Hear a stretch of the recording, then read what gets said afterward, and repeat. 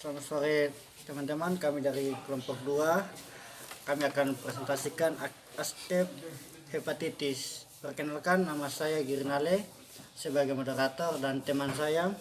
Hermanus PBK sebagai pemateri. Untuk tidak memperpanjang waktu, saya mempersilakan pemateri untuk menjelaskan materi. Baik, terima kasih atas kesempatan yang diberikan kepada saya untuk menyampaikan materi. Di sini saya membawa materi tentang aspek hepatitis. Yang pertama yaitu pengkajian. Pengkajian identitas klien, nama Tuan CR, umur 52 tahun, jenis kelamin laki-laki, alamat Liliba, pekerjaan tukang bangunan, pendidikan SD, tanggal masuk tanggal 17 bulan 4 2020, tanggal pengkajian tanggal 8 bulan 4 2020. Sumber informasi klien dan keluarga. Yang kedua, riwayat kesehatan. Riwayat kesehatan saat ini, yang pertama keluhan utama nyeri perut kanan atas. Yang kedua, riwayat keluhan sekarang, klien mengatakan nyeri perut kanan atas dialami sejak 1 bulan yang lalu dan dirasakan memberat 1 minggu terakhir. Nyeri terus menerus seperti tertusuk, tembus ke belakang hingga mual muntah. Klien cepat merasa kenyang. Yang ketiga, riwayat kesehatan masa lalu. Klien belum pernah menderita penyakit ini sebelumnya. Klien memiliki riwayat mengkonsumsi alkohol sejak 5 tahun yang lalu. Riwayat merokok, sebelum klien pernah dirawat 4 hari di RST Wirasakti Kupang, kemudian dirujuk di RSUD Yohanes Kupang. Yang keempat, pengkajian perpola. Yang pertama, aktivitas istirahat. Klien bekerja sebagai tukang bangunan dan waktunya dihabiskan hanya untuk menyelesaikan pekerjaan, sedangkan untuk istirahat kurang. Semenjak sakit, klien tidak dapat lagi melakukan pekerjaannya. Waktu tidur pada malam hari mulai jam 9.30 WITA sampai jam 5.00 WITA. Tapi semenjak sakit, klien sering terbangun karena nyeri perut. Yang kedua, eliminasi. Selama di RS, klien tidak mengalami perubahan atau masalah dalam BAB dan BAK. Yang ketiga, macam makanan dan cairan. Biasa mengkonsumsi makanan nasi, sayur, lauk pauk, dan frekuensi 3 kali sehari. Klien sering mengkonsumsi makanan yang pedas dan kecut. Sejak di RS, klien mengatakan nafsu makannya menurun. Klien hanya bisa menghabiskan 2 sendok dari 1 porsi makanan yang disajikan.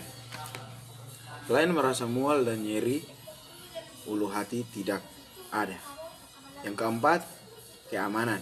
Klien tidak mempunyai alergi makan dan obat-obatan seperti penyakit menular seksual. Klien tidak pernah mengalami kecelakaan. Yang kelima, nyeri. Saat pengkajian, klien merasa nyeri pada daerah perut kanan atas.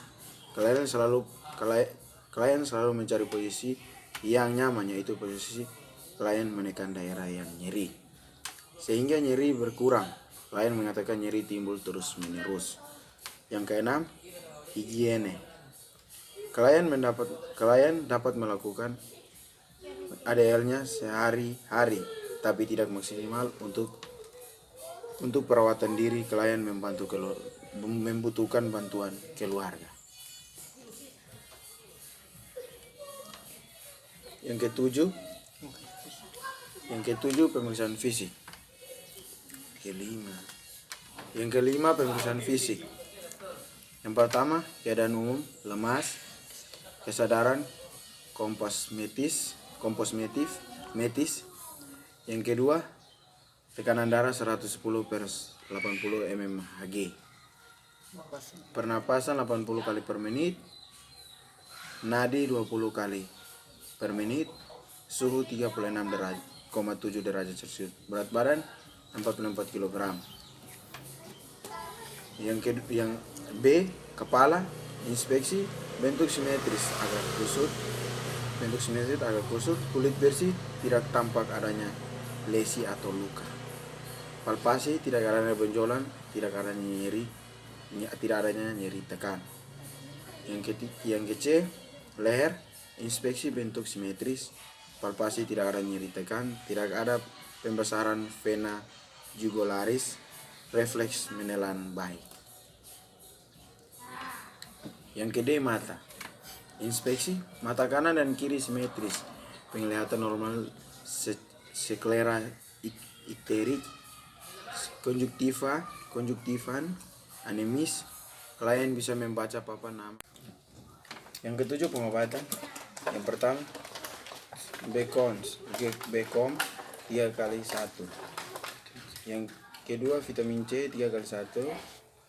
Yang ketiga, Novalgin 1 ampul atau drips atau per drips per 8 jam. Yang berikut analisa data. Yang pertama, data subjektif. Yang pertama, klien mengatakan nyeri pada perut kanan atas. Yang kedua, klien mengatakan nyeri terus menerus. Data objektif. Yang pertama, nyeri tekan pada perut kanan atas. Klien gelisah. Yang ketiga, ekspresi wajah meringis. Yang keempat, terdapat pembesaran hepar. Yang kelima, klien selalu menekan daerah yang nyeri. Etiologi yang kami dapat adalah nyeri akut. Masalah yang timbul adalah infiltrasi hati. Yang kedua, data subjektif, klien mengatakan nafsu makan berkurang. Yang kedua, mengatakan setiap kali makan merasa mual. Data objektif, yang pertama, porsi makan tidak dihabiskan, mual, peristaltik, usus. Yang etiologi yang kami dapat, perubahan nutrisi, kurang dari kebutuhan tubuh, masalah mual, muntah. Yang berikut diagnosa keperawatan. Yang pertama, nyeri akut berhubungan dengan infiltrasi hati. Yang berikut, perubahan nutrisi kurang dari kebutuhan tubuh berhubungan dengan mual, muntah. Intervensi keperawatan. Diagnosa yang pertama, nyeri akut berhubungan dengan infiltrasi hati. NOC, skala target outcome dipertahankan pada 3 atau cukup berat.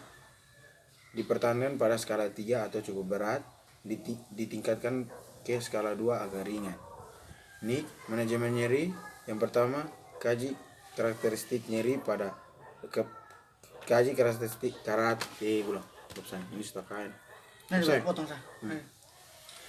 NIC, manajemen nyeri. Yang pertama, kaji karakteristik nyeri dan tindakan ketidaknyamanan atau lokasi, durasi, intensitas, frekuensi. Yang kedua, observasi TTV klien. Yang ketiga, ajarkan penggunaan teknik relaksasi, misalnya bimbingan imajinasi, visualisasi, teknik napas dalam, berikan aktivitas senggang. 4, kolaborasi pemberian analgetik sesuai dengan INDIC. Yang kedua, diagnosa perubahan nutrisi kurang dari kebutuhan tubuh berhubungan dengan mual, muntah. NOC, skala target outcome dipertahankan pada skala 2 banyak menyimpang dari rentang normal, ditingkatkan ke skala 4 sedikit menyimpang dari rentang normal. Ini kaji pola makan klien, kaji cara penyajian makanan. Yang kedua, beri makan dalam porsi kecil dan frekuensi sering sesuai selera. 3, jelaskan manfaat makanan atau nutrisi bagi klien dan keluarga. 4, beri umpan balik positif saat klien berusaha menghabiskan makanannya. Yang kelima, penata laksana pemberian multivitamin. Yang keenam, timbang berat badan tiap hari. Implementasi yang kami dapat yang pertama, mengkaji karakteristik nyeri dan ketidaknyamanan. Yang kedua, mengobservasi tanda-tanda vital. Yang ketiga, mengajar teknik relaksasi dengan mengusap daerah sekitar nyeri. 4. Penata laksanaan dalam pemberian analgetik. Evaluasi skala nyeri, klien mengatakan masih nyeri pada perut kanan atasnya. Objektif, ekspresi wajah klien tampak membaik. Analgesi, masalah teratasi. Prioritas, intervensi. Implementasi yang kedua, 1. Mengkaji pola makan klien. 2. Memberikan makan dalam porsi kecil dengan frekuensi sering dan sesuai selera. 3. Tiap kali makan klien mengeluh terasa pahit pada tenggorokan pada saat menelan. 4. Memberikan umpan balik positif saat klien mau menghabiskan makanannya. Yang kelima, penata laksanaan pemberian multivitamin dan cairan per IV. Klien minum kurang lebih 250 cc per hari. 6. Menimbang berat badan klien. Evaluasi skala, klien mengatakan masih merasa mual. Objektif, klien sudah memiliki nafsu makan. Analgesik, masalah teratasi. Prioritas, hentikan intervensi. Sekian dan terima kasih. Terima kasih kepada pemateri yang sudah menyajikan materi dengan baik. Pada saat ini kita akan masuk ke sesi tanya jawab. Jika ada kawan-kawan yang belum mengerti, belum paham, bisa kawan-kawan langsung bertanya di grup kelas yang sudah ada. Dan materi juga kami akan kirim PowerPoint-nya di grup supaya kawan-kawan mudah bertanya di grup. Sekian dari presentasi kami. Terima kasih.